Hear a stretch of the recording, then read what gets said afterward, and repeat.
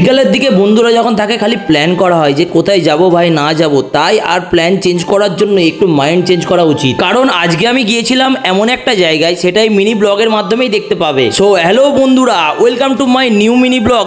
আবারও চলে এলাম তোমাদের সামনে একটা নতুন মিনি ফ্রেশ ব্লগ নিয়ে। আজকে আমি এসে গেছি আমাদের খুব কাছের খুব প্রিয় জায়গা পূজালী নেতাজি পার্কে। এই পার্কটা আমার বাড়ি থেকে খুব একটা দূরে নয়, তাই দেরি না করে বিকালের আড্ডা মানেই আমাদের জন্য এই জায়গাটা একদম পারফেক্ট। বন্ধুদের সাথে হোক বা ফ্যামিলির সাথে বা একটু একা সময় কাটাতে এই পার্কের মধ্যে একটা আলাদাই শান্তি আছে। আর একটা কথা বলি, যারা কাপেল আছে তাদের জন্য তো এই পূজালী নেতাজি পার্কটা বেস্ট পার্ক। চারিদিকে সবুজ গাছপালা, খোলা হাওয়া আর গঙ্গার হালকা হালকা মৃদু ঢেউ আর একটা সুন্দর পরিবেশ। এক কথায় মাইন্ড রিফ্রেশ হয়ে যাবে। পার্কে ঢুকলেই তোমাদের যেটা চোখে পড়বে, বাচ্চাদের জন্য কত রকম খেলার জিনিস, যেমন দোলনা, স্লিপ, জিরাফ, জেব্রা, মানে ফুল এন্টারটেনমেন্ট। ছোটদের জন্য যেমন মজা, বড়দের জন্য তেমন রিল্যাক্স করার পারফেক্ট জায়গা।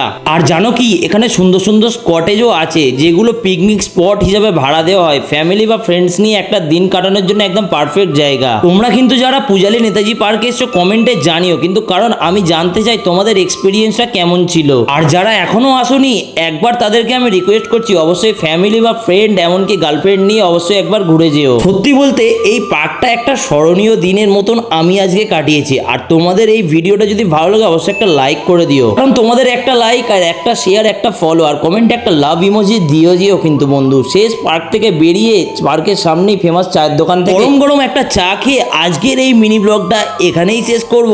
আবারও দেখা হবে তোমাদের সাথে নতুন কোনো একটা মিনি ব্লগের সাথে। তো ভালো থেকো সবাই, সুস্থ থেকো। মিনি ব্লগের জন্য আমাকে ফলো করে নাও।